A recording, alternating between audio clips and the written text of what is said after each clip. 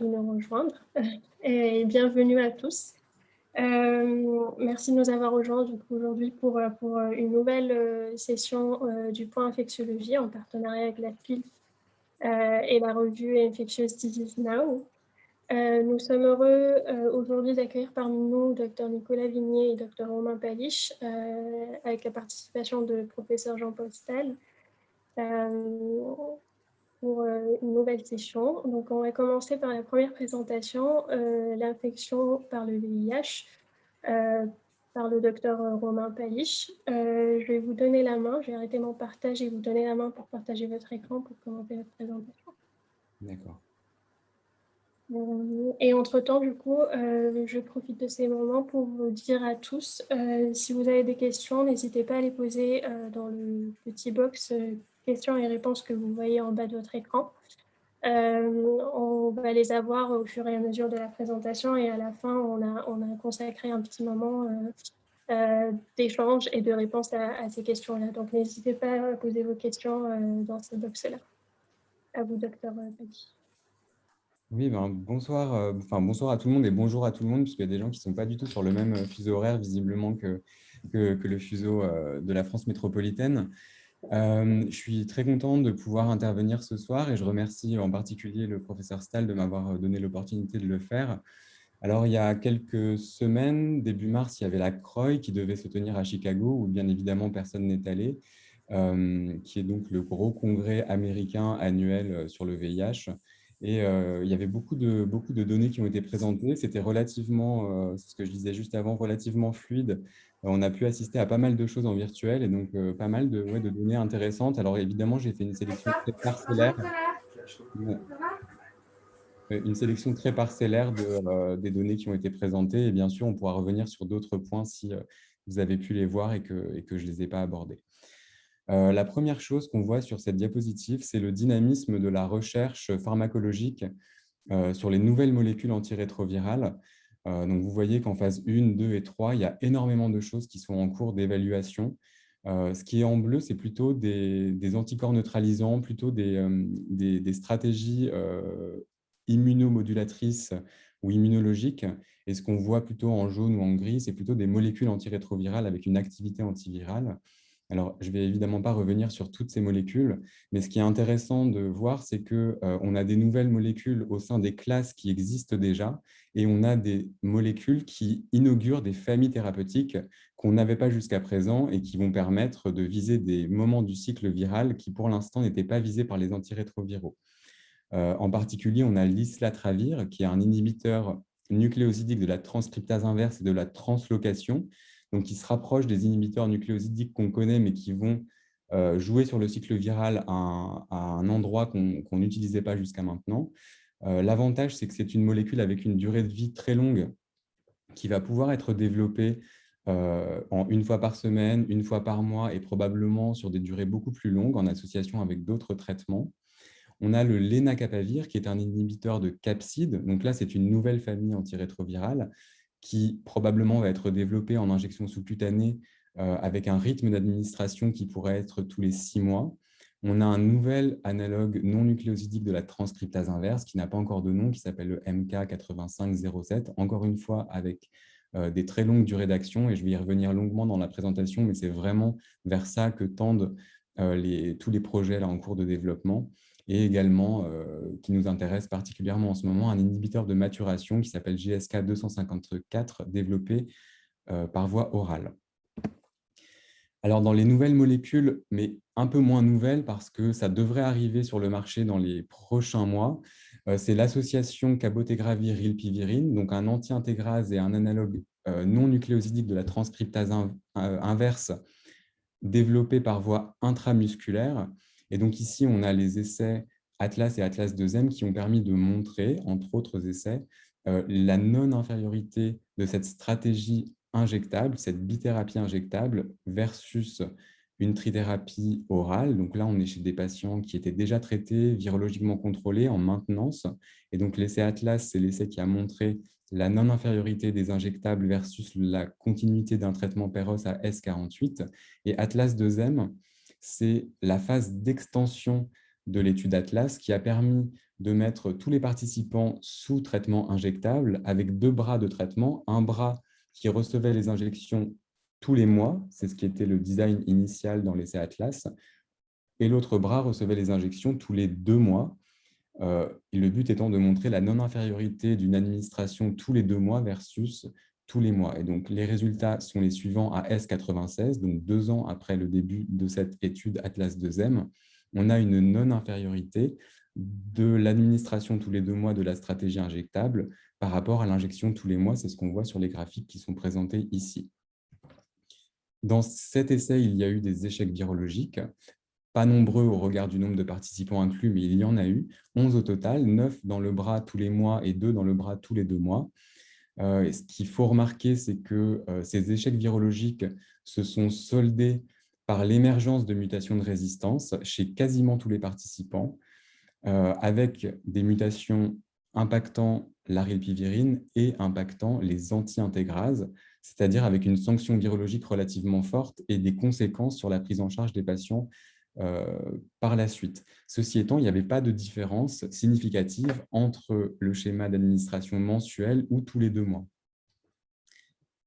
Du fait de ces échecs virologiques, il y a une analyse qui a été conduite dans le but d'essayer de déterminer des facteurs associés à cet échec virologique pour savoir un peu comment, en pratique, on va pouvoir essayer de les prédire et donc de les éviter.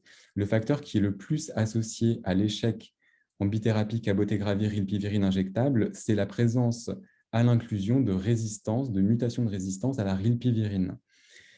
La conséquence directe de ça, en tant que clinicien, c'est que quand on va vouloir mettre des patients sous cabo-rilpi en injectable, on va devoir, ce qu'on fait déjà normalement, mais analyser de façon très approfondie l'histoire virologique, l'histoire thérapeutique, analyser les génotypes de résistance qui ont été faits dans le passé et surtout se méfier de résistances qui auraient pu émerger dans le passé en n'étant pas documentées chez des gens qui ont présenté des échecs virologiques sous analogue non nucléosidique de la transcriptase inverse, en particulier à la fin des années 2000 et dans les années 2000. L'autre facteur qui était associé à l'échec, c'est le sous-type A, donc c'est probablement un facteur qu'on va devoir prendre en compte. Et le troisième, c'est la concentration de rilpivirine résiduelle mesurée donc dans le sang des participants. Quand ces concentrations résiduelles étaient basses, on avait plus d'échecs virologiques et ça rejoint un peu chez des patients qui étaient en surpoids à l'inclusion, on avait plus d'échecs virologiques. Ça va probablement avoir une conséquence, c'est qu'on sera sans doute amené à monitorer pharmacologiquement les concentrations de rilpivirine et peut-être de cabotegravir chez certains participants avec des modalités que pour le moment, on ne connaît pas. J'ai une dernière diapositive sur cabo-rilpi. J'en parle beaucoup parce que c'est vraiment l'actualité un peu immédiate de ce qui va se passer dans le traitement antirétroviral et aussi parce qu'à mon sens, ça inaugure une ère vraiment nouvelle sur les antirétroviraux. Je l'ai un peu dit en introduction, beaucoup d'antirétroviraux sont développés avec des modes d'administration qui vont permettre une administration qui ne sera plus du tout une injection quotidienne, plus du tout une injection orale, et on va vraiment devoir gérer ce traitement antirétroviral d'une façon totalement différente de ce qu'on fait actuellement avec les traitements oraux.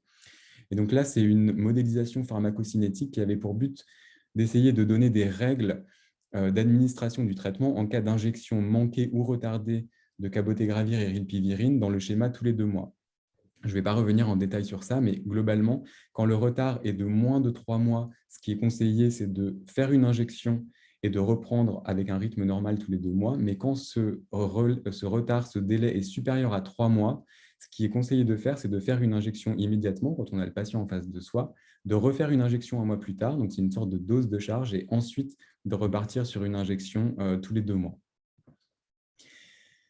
Alors, dans les essais un peu innovants aujourd'hui sur le VIH, en dehors de tout ce qu'on fait sur les nouvelles molécules, c'est surtout des essais sur l'allègement thérapeutique. Et les 2 modalités principales d'allègement thérapeutique, c'est la bithérapie antirétrovirale et l'allègement du nombre de jours de prise. Alors, c'est très français, mais je vais y revenir un peu après.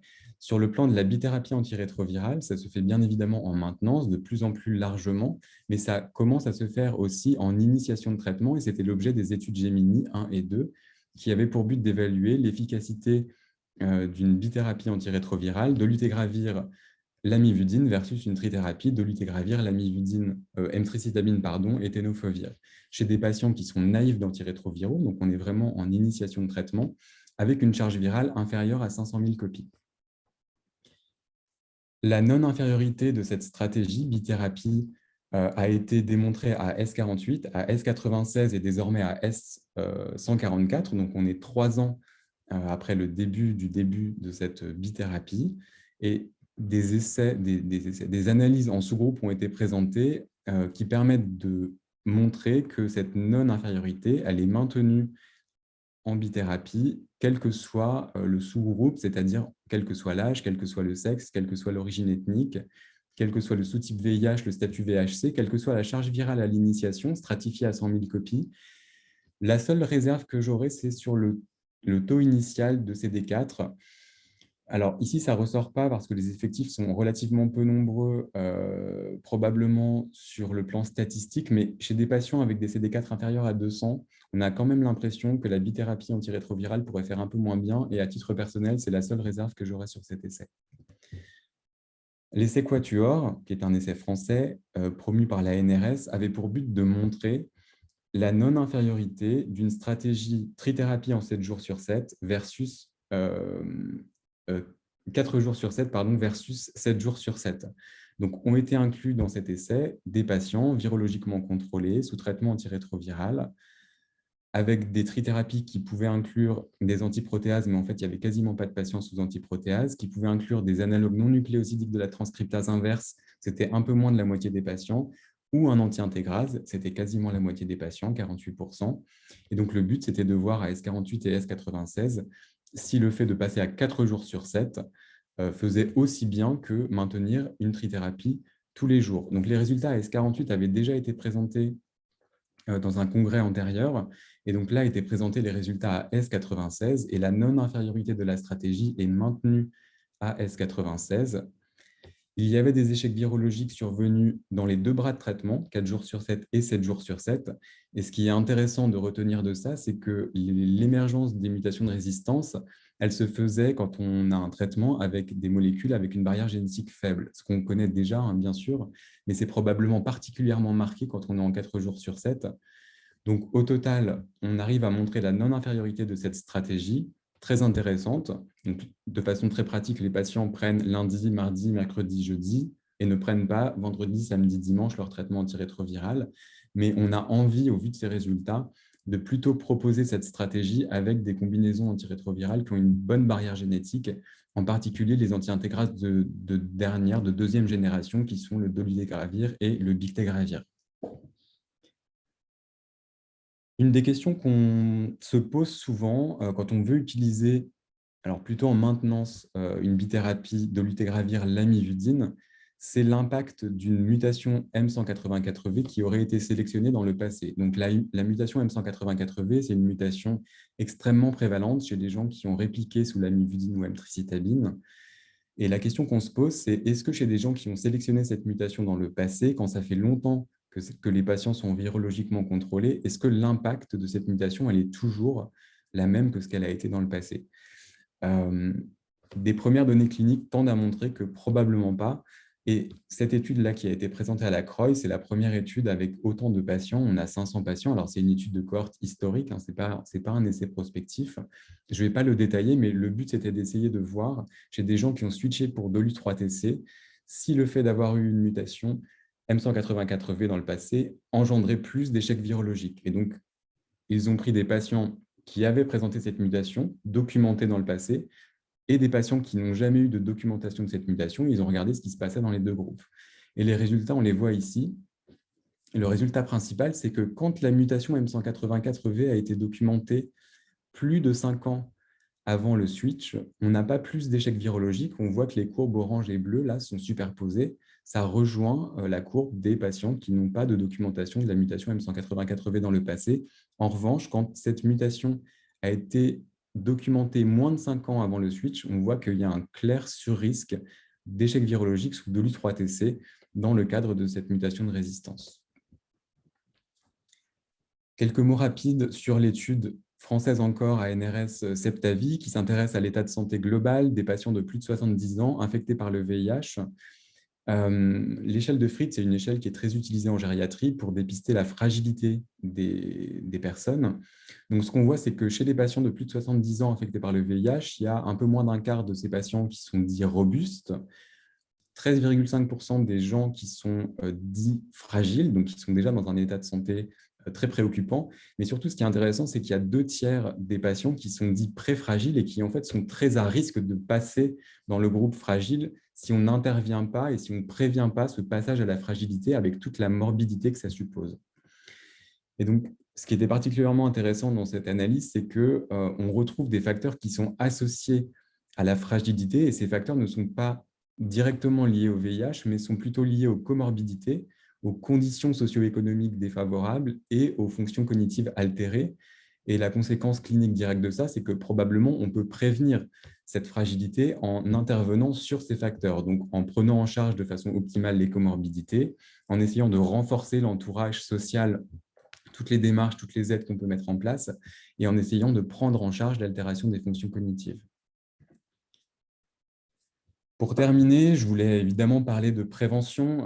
Pareil, la prévention, ça occupe maintenant un champ extrêmement important de toutes les études qui sont faites et qui sont présentées dans les congrès sur le VIH.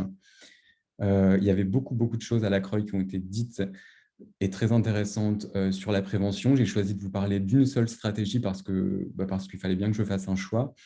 L'essai HPTN 083, il a été présenté à San Francisco, enfin, entre guillemets, l'été dernier.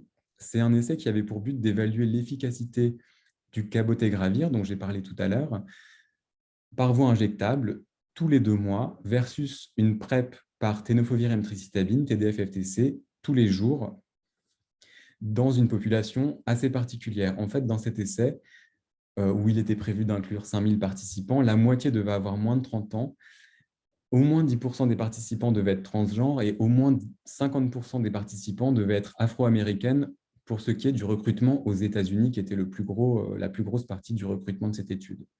C'est très intéressant parce que précisément cette population, jeunes, transgenres et personnes afro-américaines aux États-Unis, sont les personnes qu'on n'arrive en général pas à inclure dans les programmes de PrEP. Et c'est précisément dans ces sous-populations qu'il y a le plus d'infections à VIH qui sont diagnostiquées. En fait, cet essai il a été arrêté prématurément en raison d'un trop grand nombre d'infections par le VIH dans le bras PrEP oral TDF-FTC.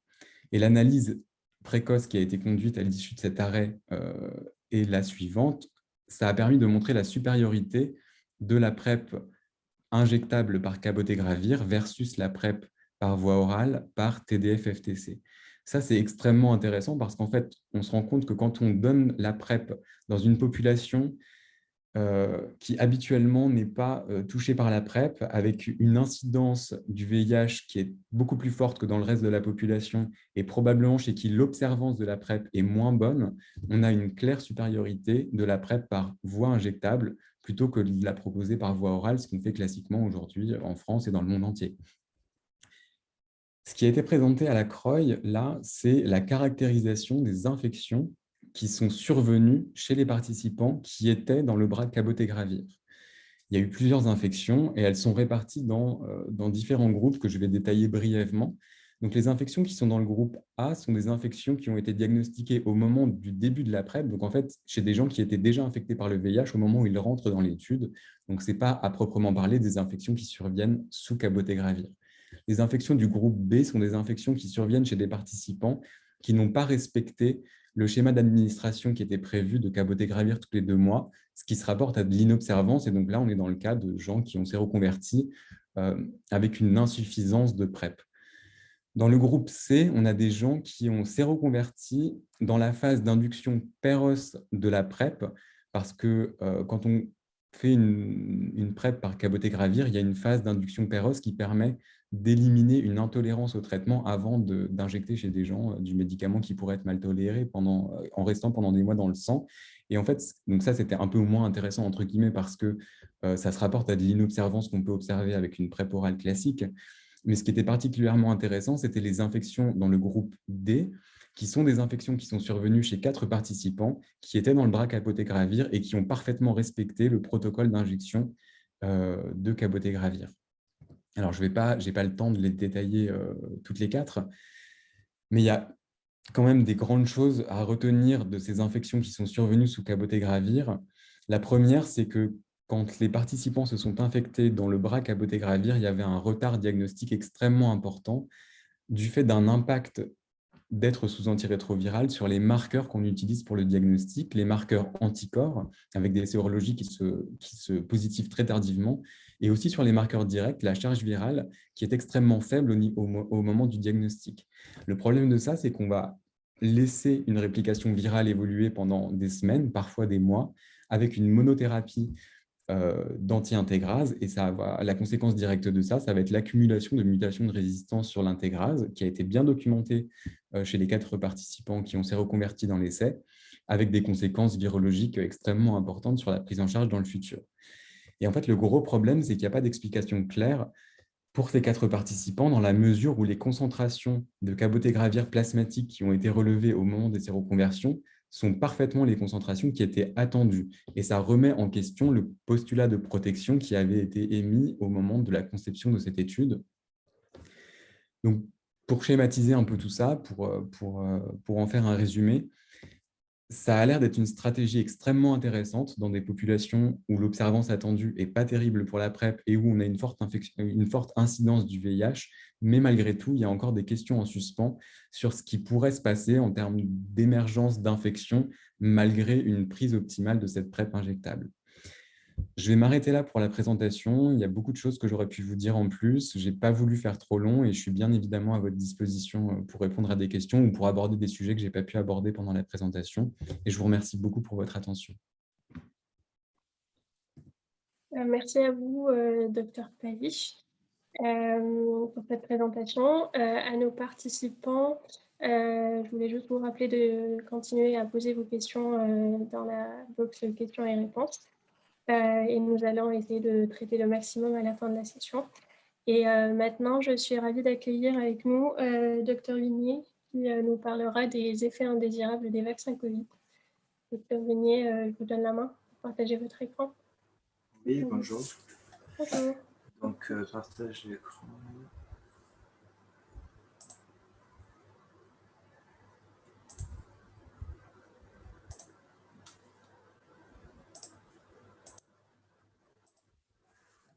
Voilà, c'est bon, vous voyez bien ma diapo? Oui, c'est parfait, merci. Bonjour à tous, merci de m'accueillir et merci à la SPILF et à Infectious Disease Now pour l'invitation.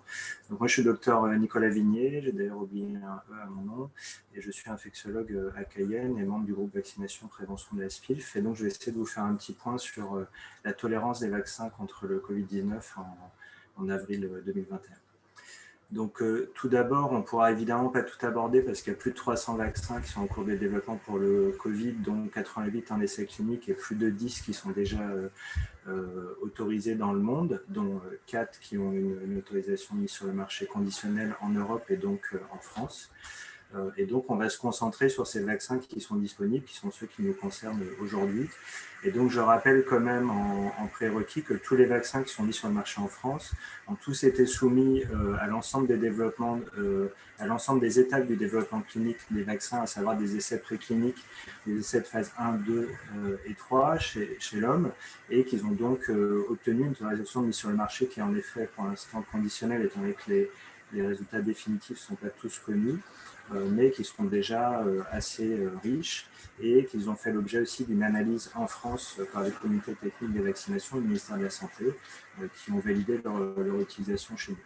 Une fois mis sur le marché, on continue à les surveiller de près grâce à ce qu'on appelle la pharmacovigilance, c'est-à-dire la déclaration des effets indésirables par toute personne, tout soignant en objectivant une.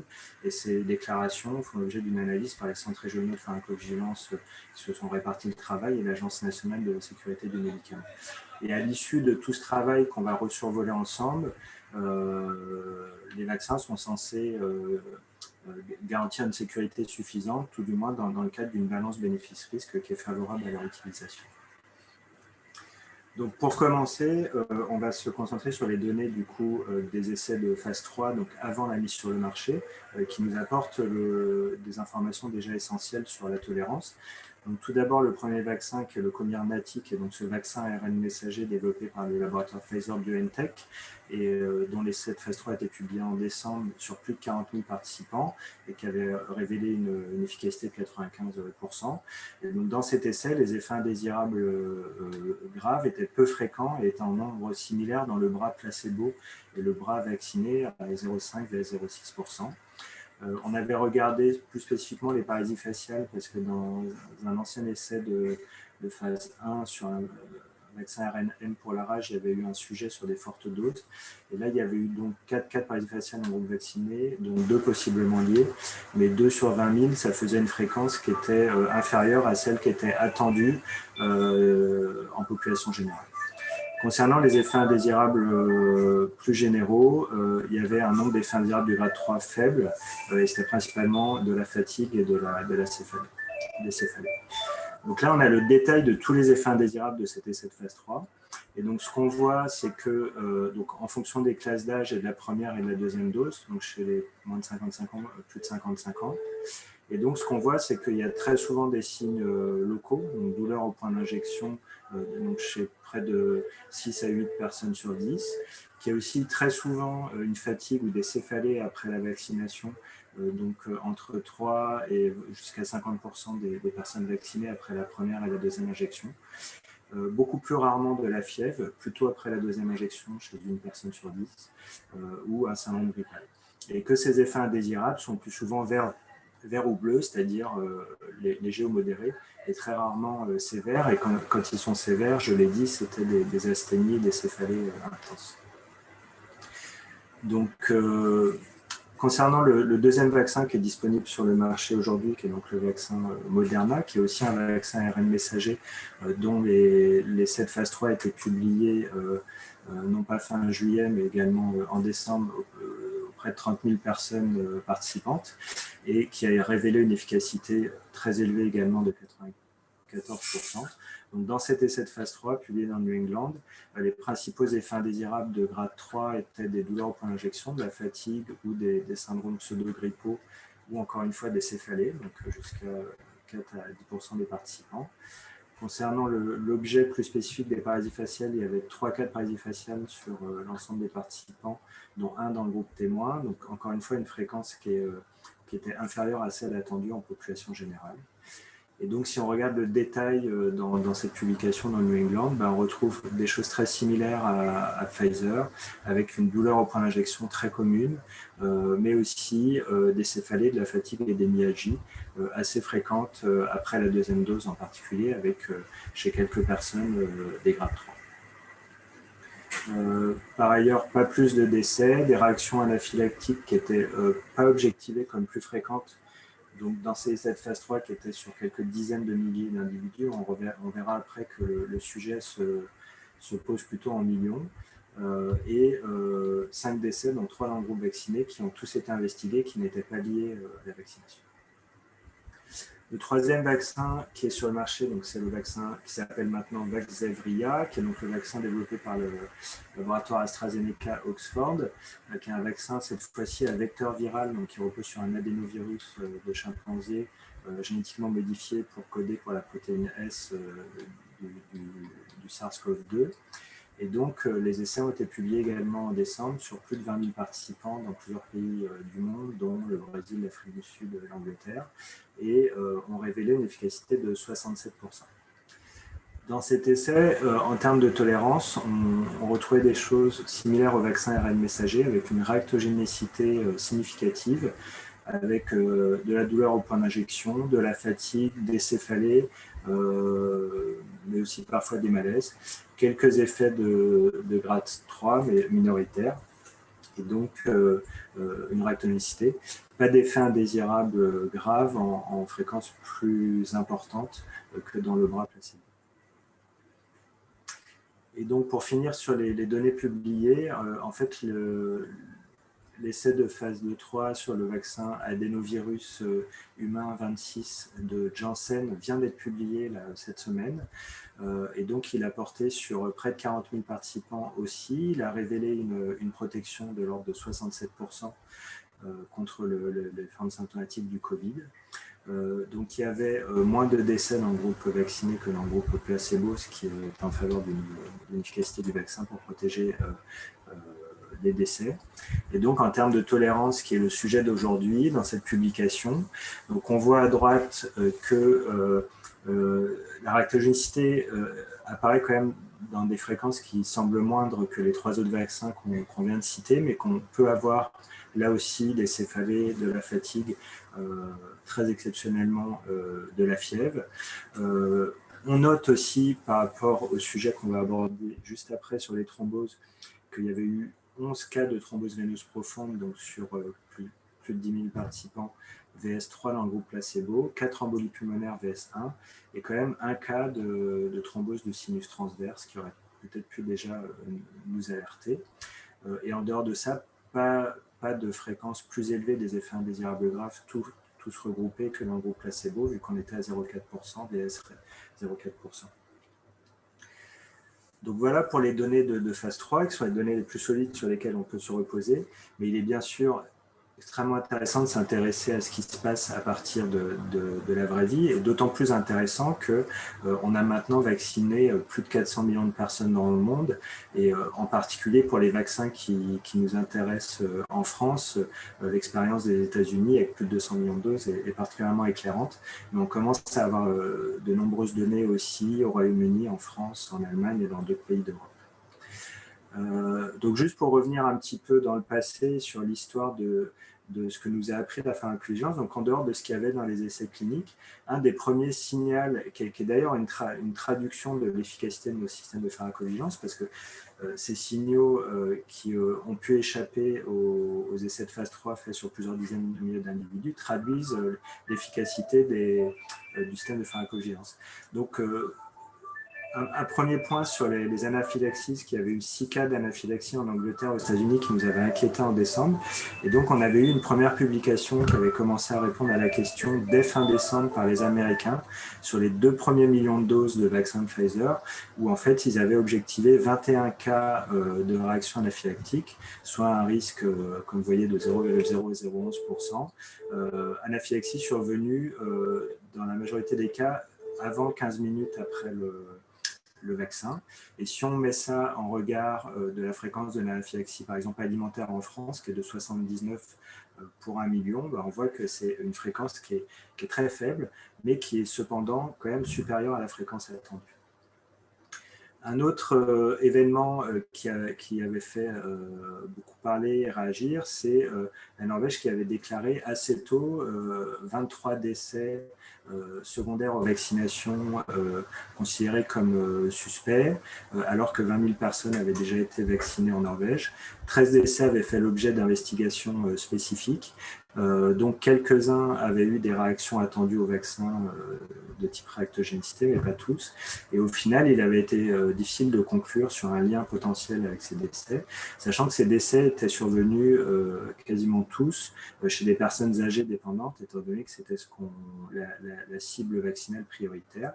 Et en fait, si on lit ça avec un regard épidémiologique, en fait, il n'est pas inattendu quand on vaccine plusieurs dizaines de milliers de personnes d'avoir des décès, parce que par exemple en France à l'époque, on recensait 400 décès chaque semaine chez les résidents des EHPAD, qui était donc un nombre de décès attendus. Et donc finalement, quand on mettait en regard ce taux de mortalité avec le taux de mortalité objectivé chez les personnes vaccinées, sachant qu'on a vacciné très largement en EHPAD, et on n'était pas au-dessus, et que donc probablement c'était une coïncidence temporelle, d'autant plus qu'il n'a pas été possible de lier directement ces décès au vaccin lors des investigations. un autre événement qui n'était pas complètement connu des essais de phase 3, mais qui est bien connu maintenant, c'est ce qu'on appelle le bras Covid, c'est-à-dire des réactions locales un peu particulières d'un point de vue dermatologique, avec donc des lésions annulaires, voire des réactivations de psoriasis ou ce genre de choses, qui sont, dans la grande majorité des cas, qui régressent spontanément sans séquelles, mais qui pouvaient un petit peu surprendre, et qui sont le reflet de la réaction immunologique à ces vaccins ARN messagers qui sont réactogènes. Le dernier point, avant de parler de la situation française, qui est beaucoup plus récent et probablement plus problématique, c'est la question des thromboses atypiques. Donc, on a eu un signalement via les flux de pharmacovigilance de 4 thromboses aiguës qui sont associées à des thrombopénies et qui ont des modes de présentation clinique atypiques. 39 de ces cas ont été publiés très récemment dans plusieurs papiers du New England Journal of Medicine, qui sont donc des cas de thrombose secondaires au vaccin AstraZeneca, mais il y en a eu aussi depuis avec Janssen, qui survenaient donc 6 à 24 jours après le vaccin, qui étaient associés à une thrombopénie le plus souvent profonde, en moyenne 20 à 30 000, avec des D-dimères élevés et un fibrinogène bas. Et très souvent, c'était des thromboses des sinus cérébraux, mais aussi des thromboses abdominales, notamment des veines cliniques, ou des embolies pulmonaires, voire des thromboses artérielles. Par ailleurs, des thromboses qui survenaient chez des personnes dont les facteurs de risque n'étaient pas évidents, et en particulier chez des femmes de moins de 50 ans. Et donc le papier en capture d'écran en haut de la diapo, c'est un papier qui a justement pu doser les anticorps anti-PF4 chez 22 de ces 39 cas, et donc qui révèle qu'ils sont positifs pour l'ensemble des patients, et donc ce qui permet de faire l'hypothèse d'un mécanisme immunologique à ces thromboses, thrombopénies, qui sont donc rares, mais problématiques. Donc, si on met ça un petit peu en regard du nombre de doses pour se poser la question de la fréquence, donc on peut regarder les données européennes donc, qui ont été rassemblées par l'Agence européenne du médicament. Donc, il y a eu en tout 169 cas de thrombose veineuse cérébrale, 53 abdominales, sur 34 millions de doses administrées en Europe. Donc, on voit que ça fait une fréquence extrêmement faible de ces effets indésirables, mais problématiques. On a aussi des thromboses 35 avec Pfizer sur 54 millions de doses, donc plutôt plus faibles, et avec Moderna et Janssen, encore des signaux très à la marge. Donc, pour finir, j'en arrive à la situation française. Donc, en France, on a un système de pharmacovigilance qui est bien rodé, qui repose sur le signalement par les soignants des effets indésirables auxquels ils sont exposés, et qui fait après l'objet d'une analyse par les centres régionaux ou par la NSM et donc, en 3 diapos, ce que nous apprend ces données de pharmacovigilance au 8 avril. Donc, pour Pfizer, où il y a eu près de 10 millions de doses réalisées en France, il y a eu 14 000 cas. Donc, les petits traits, c'est pour qu'on se rende compte de la fréquence par rapport au nombre de doses administrées, ce qui permet de rendre de manière un peu plus visuelle la rareté de certains événements. Donc 0,15% de déclarations d'effets indésirables, dont 26 ectités graves, qui sont pour la plupart de la réactogénicité générale ou des atteintes nerveuses centrales.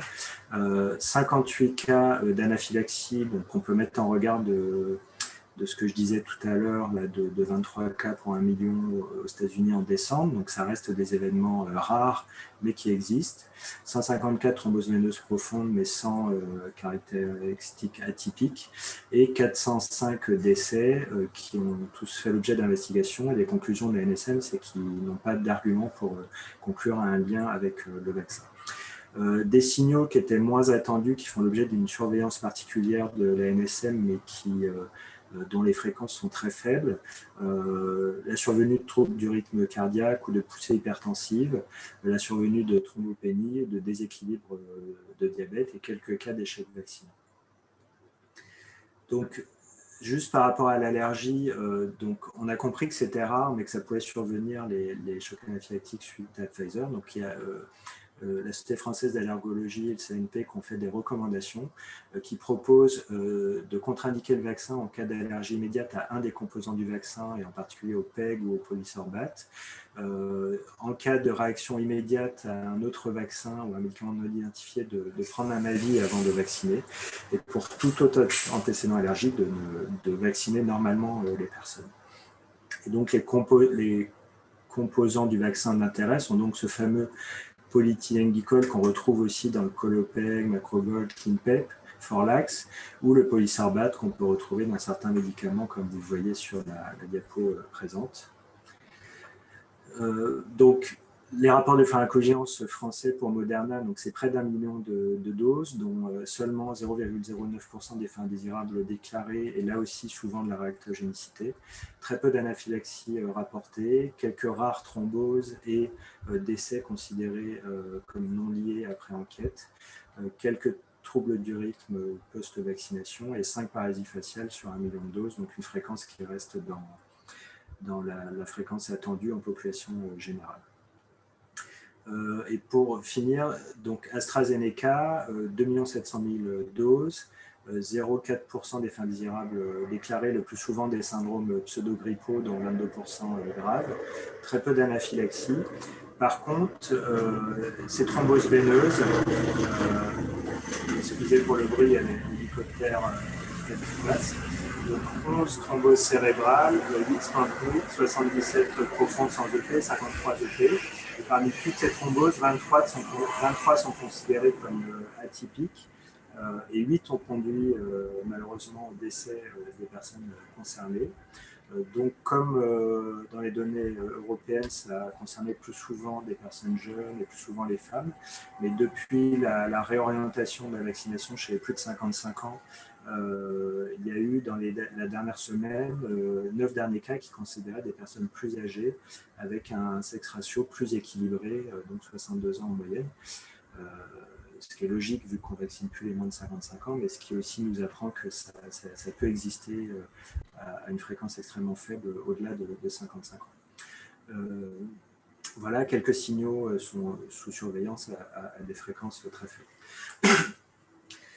Donc finalement, l'analyse de ce risque thromboembolique pour le vaccin AstraZeneca a fait l'objet d'une réunion le 29 mars à l'Agence européenne du vaccination et d'un avis du Comité européen de pharmacovigilance le 9 avril. Et donc, il conclut qu'il y a un possible lien entre ces événements thromboemboliques associés à une thrombopénie avec le vaccin Vaxzevria, mais à une fréquence qui reste extrêmement faible, que ces événements ne remettent pas en question la balance bénéfice-risque du vaccin.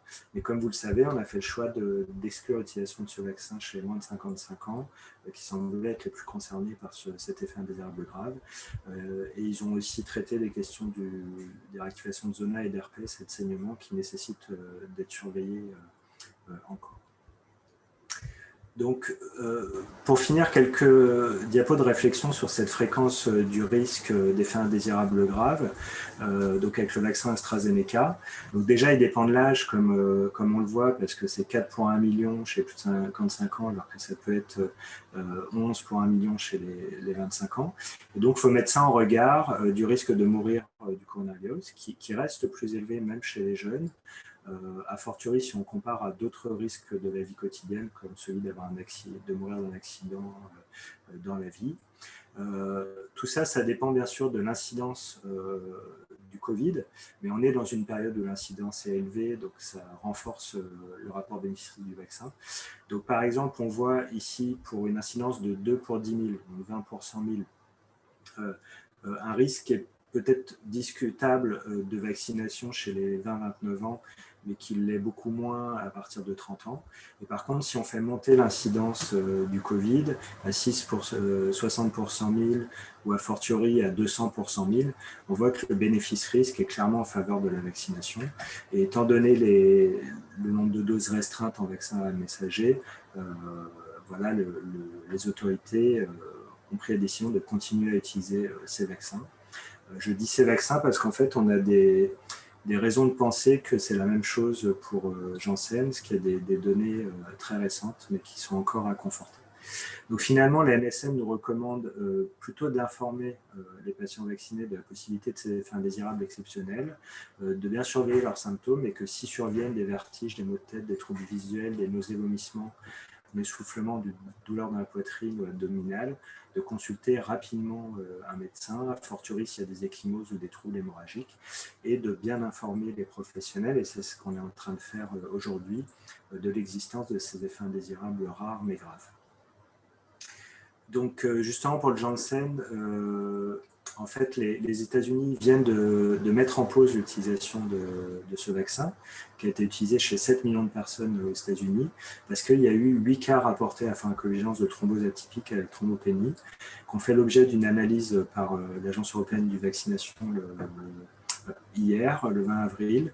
Et donc, le mode de présentation clinique est très similaire à celui de l'AstraZeneca, même si on est sur un nombre qui reste très limité, avec des atteintes cérébrales, splanchniques ou artérielles, parfois avec saignement, associées à des thrombopénies. Et là aussi, plus souvent chez les femmes de moins de 60 ans, dans les 3 semaines qui suivent la vaccination.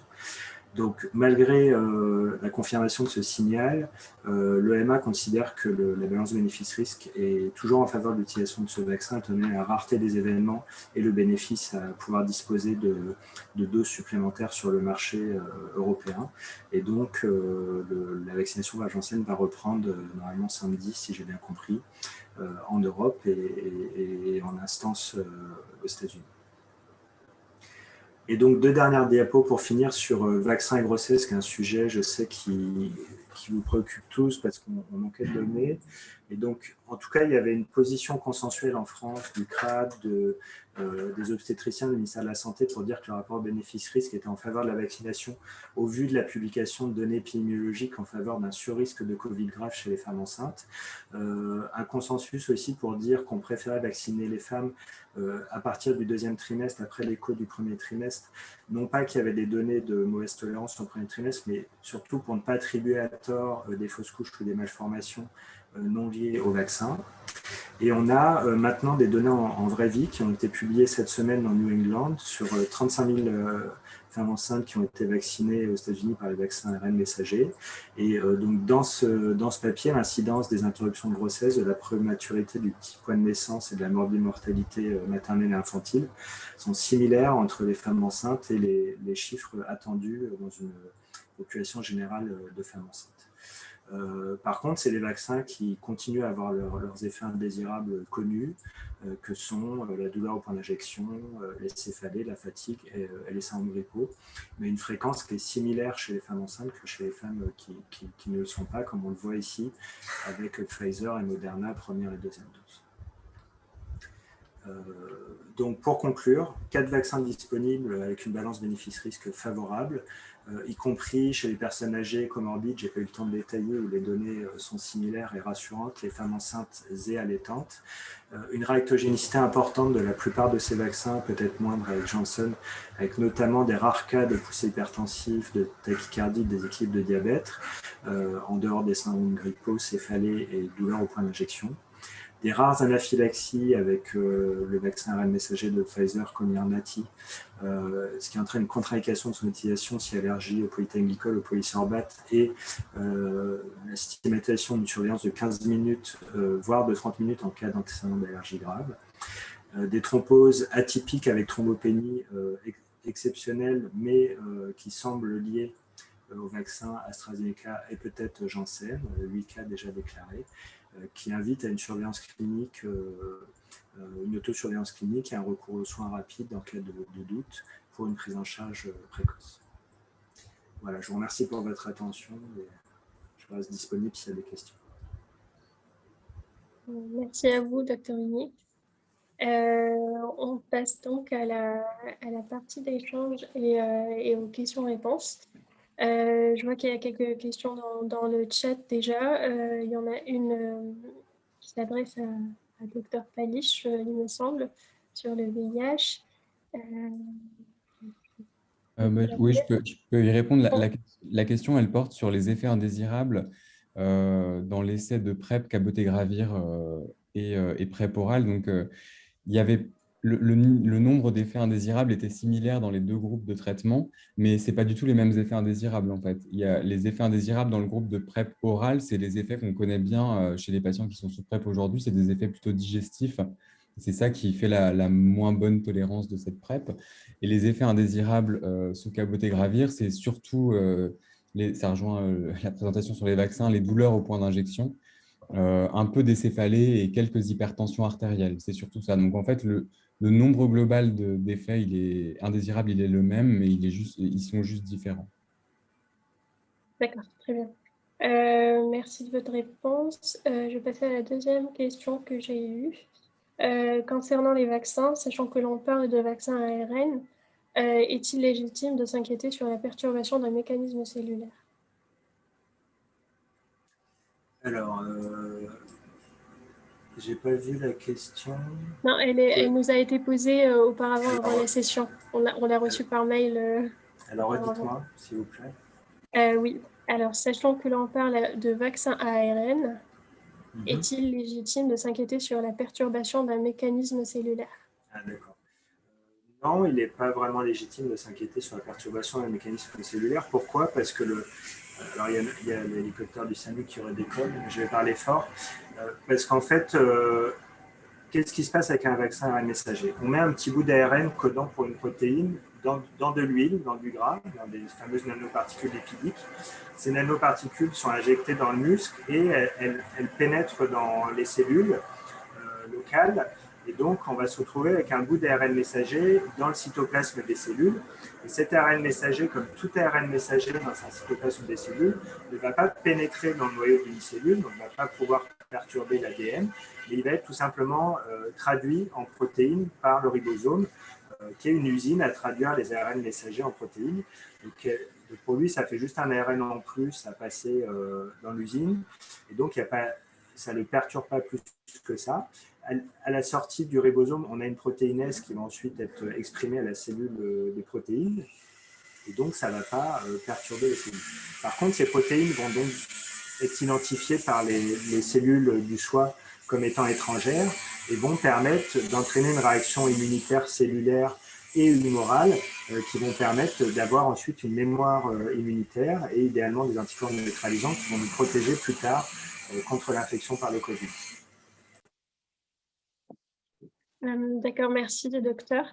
Et une autre question concernant aussi les vaccins. Pour les vaccins adénovirus, serait-il pertinent de préconiser un traitement anticoagulant, par exemple l'aspirine, 24 heures avant la vaccination? Alors, non, ce n'est pas recommandé. Pourquoi? Parce que déjà, on n'est pas capable d'identifier quelles seraient les rares personnes qui pourraient être à risque de faire ces thromboses-là. Enfin, si on est capable de dire que c'est plus souvent les personnes de moins de 55 ans et plus souvent les femmes, et donc ces personnes ont déjà été écartées de la vaccination. Par ailleurs, les anticoagulants, l'aspirine, ont des effets indésirables qui sont rares mais qui existent de type hémorragique. Et donc, il y avait eu des essais notamment sur le cardégique en prévention primaire, chez les personnes jeunes, etc. Et en fait, on s'était rendu compte que ce n'était pas bénéfique parce qu'on se retrouvait avec un nombre d'effets indésirables hémorragiques rares, mais supérieur aux bénéfices attendus. Donc là, on n'a pas assez d'éléments pour recommander ça. Et l'effet indésirable étant tellement faible qu'on a plus de risques en fait, d'exposer les personnes à des conséquences en termes de coagulation. Si par exemple il y a un accident de la voie publique et que ça se complique d'un hématome cérébral qui serait délétère pour la personne, alors qu'en fait elle n'aurait jamais fait de thrombose atypique. D'accord, très bien. Une autre question qui nous a été aussi posée dans le QR. Un cas particulier, si la thrombose atypique après vaccination AstraZeneca avec bilan négatif, fait-on la deuxième dose? Donc, si le bilan retrouve une autre cause responsable de la thrombose, est-ce qu'on fait la deuxième dose? Ça, je pense que c'est au cas par cas, mais en tout cas, ça mérite un avis spécialisé, notamment de spécialistes de l'hémostase et peut-être de vaccinaux aussi, mais plutôt de l'hémostase. Parce qu'en effet, comme je l'ai dit tout à l'heure, on commence à avoir des éléments de compréhension du mécanisme, et on part plutôt sur un mécanisme immunologique avec ces fameux anticorps anti-PF4 qui donc surviendraient en l'absence d'héparine. Mais tous les cas n'ont pas, il n'a pas été retrouvé ces anticorps chez tous les cas, donc on peut avoir des cas de thrombose anti-PF4 négatifs, et on peut avoir aussi des bonnes explications par ailleurs à la thrombose, comme un cancer ou autre. Mais comme il est difficile de faire la part des choses, il faut vraiment gérer au cas par cas et prendre un avis spécialisé. Et probablement qu'on aura envie, s'il y a eu une situation d'allure thrombotique après un vaccin à vecteur viral, plutôt de faire la deuxième dose avec un vaccin ARN messager, même si ce n'est pas complètement validé, pour ne pas prendre de risques inutiles chez ces personnes-là, je pense. D'accord, très bien, merci de votre réponse. Je ne sais pas si, professeur Jean-Paul Stahl, vous avez peut-être une question à poser ou une intervention à faire. Non, je me permets de rebondir sur une question qui est posée sur le vaccin russe, Sputnik. Donc, tout le monde connaît la publication dans le Lancet, etc., qui montrait des résultats très intéressants. Et à côté, on a finalement la discordance avec la non-approbation, pour l'instant en tout cas, de l'Agence européenne du médicament. Alors pourquoi ? Pourquoi ? C'est que l'Agence européenne, elle n'évalue pas une publication. Elle évalue, bien entendu, l'efficacité démontrée par des essais cliniques. Elle évalue la qualité des essais cliniques, leur pertinence, et donc par là même la qualité des conclusions. Ce qu'il faut voir aussi, c'est que l'Agence européenne du médicament, comme la française d'ailleurs, a un pouvoir de police, c'est-à-dire d'inquisition sur les essais cliniques, ce que n'ont pas les éditeurs de journaux. Les éditeurs de journaux, ils prennent ce qu'on leur envoie, mais c'est tout. Ils n'ont pas beaucoup de moyens pour aller plus loin. Ça, c'est un premier point. Et puis le deuxième point, c'est qu'il y a une évaluation aussi de toute la capacité industrielle qui va avec ça, c'est-à-dire la capacité à produire le nombre de doses demandées et la qualité de la production et l'égalité finalement de la production au fil du temps, c'est-à-dire de délivrer toujours le même vaccin qui a toujours le même pouvoir immunisant. Et l'exemple récent de la Slovaquie qui avait commandé quelque chose comme 500 000 doses de vaccins et qui s'est retrouvé avec des doses qui n'étaient absolument pas conformes avec ce qu'ils avaient commandé, incite à une certaine prudence. Voilà. L'autre commentaire que je pourrais faire sur les effets secondaires des vaccins, c'est quand même, avec une boutade, mais qui en est presque pas une, c'est que l'effet secondaire le plus important des vaccins, c'est de protéger de la Covid. Il faut quand même avoir présent ça à l'esprit. Je veux dire, on a des millions de vies préservées contre effectivement quelques épisodes très rares de thrombose. Donc voilà, il faut revenir par moment les pieds sur terre. Justement, on a une autre question dans ce sens-là. Quel conseil donnez-vous devant les patients réfractaires aux vaccins sur la rapidité de mise sur le marché de ces vaccins, en comparaison avec les autres vaccins antérieurs qui ont mis plus de temps? Alors ça c'est extrêmement simple. C'est vrai que tout le monde sait que pour fabriquer un vaccin, entre le moment de la conception et la mise sur le marché, il faut environ 10 ans. Bien, mais tout ça, c'est dans un contexte normal. Ce n'est pas dans le contexte d'urgence dans lequel on était. Ça, c'est le premier point. Le deuxième point, c'est que les vaccins ARN, pour parler d'eux, les vaccins ARN, c'est des choses qui sont étudiées depuis longtemps, aussi bien dans l'infectiologie, pour la prévention, entre autres Ebola, ça a été essayé aussi pour le premier SARS. Ça, c'est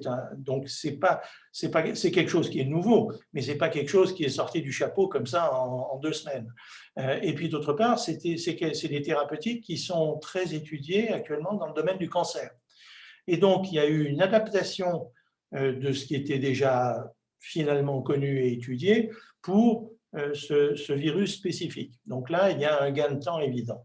Il y a le deuxième gain de temps, ça a été le risque compris les industriels, de mener de façon simultanée, autant que possible, les études qui d'habitude sont faites en succession.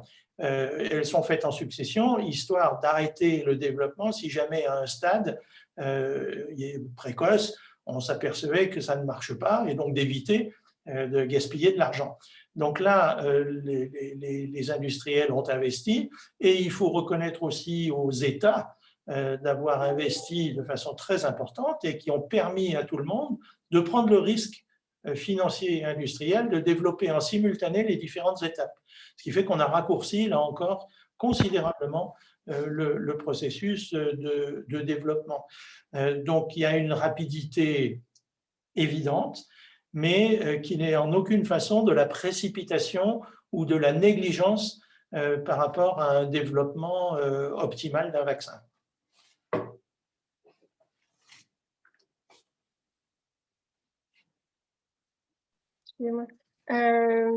Merci de votre intervention, professeur Stell.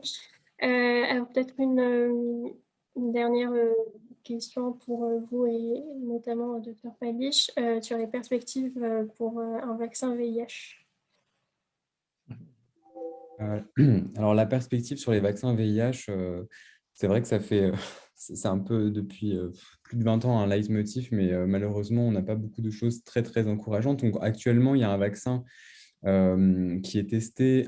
Alors, il y a deux types de vaccins déjà. Il y a les vaccins préventifs et les vaccins curatifs dans le VIH. Donc, les vaccins préventifs, c'est les vaccins comme pour l'infection à SARS-CoV-2 qui permettent d'éviter l'infection chez des personnes séronégatives. Et les vaccins curatifs, c'est des vaccins qui pourraient permettre, en stimulant la réponse immunitaire, d'arrêter le traitement antirétroviral et de se passer de ce traitement avec un système immunitaire qui contrôlerait l'infection. Toutes les tentatives de vaccination thérapeutique jusqu'à présent, elles ont échoué. Et actuellement, il y a toujours des essais qui sont en cours avec des données un peu parcellaires qui sont présentées dans les congrès. Et malheureusement, il n'y a rien de très enthousiasmant.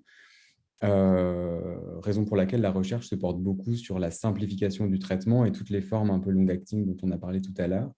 Et sur le plan préventif, donc il y a un essai en cours aujourd'hui, INSERM VRI en France, dont on n'a évidemment pas les résultats puisque l'essai est en cours de recrutement.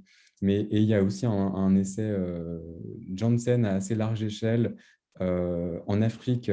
C'est un premier bras de l'étude, et aussi dans les pays qui disposent d'autres moyens de prévention comme la PrEP par les traitements antirétroviraux aux États-Unis, je crois en Australie et en Europe, dont on n'a pas encore les résultats, mais dont les phases 1 et 2 étaient plutôt intéressantes. Mais en tout cas, pour l'instant, ce n'est pas du tout l'actualité qui risque d'arriver là, malheureusement. D'accord. Merci de votre réponse. Si vous avez des choses à ajouter, je vous laisse réagir, mais sinon, je vois qu'on a dépassé un petit peu le temps de fin.